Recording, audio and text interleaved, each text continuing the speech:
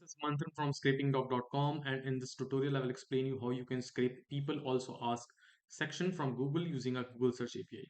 So by the way, you can use this data for topic ideas for writing articles, for keyword research, or for building FAQ pages.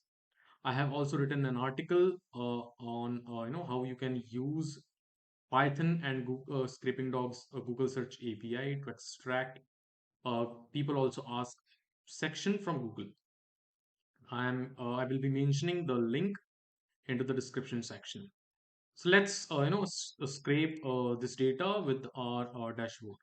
So let me just pass a random query like what is web scraping, and then just click on try it button. The response is very fast. The API will respond within a second or 1.2 seconds. And here is the people also ask section. Here's the question, here's the answer, here's the rank. Now, we also scrape ads. We also scrape other stuff present on the Google page. You can find related articles and related videos on our YouTube channel or video tutorial pages. So if any questions regarding any API, you can just email us at info@scrapingdog.com.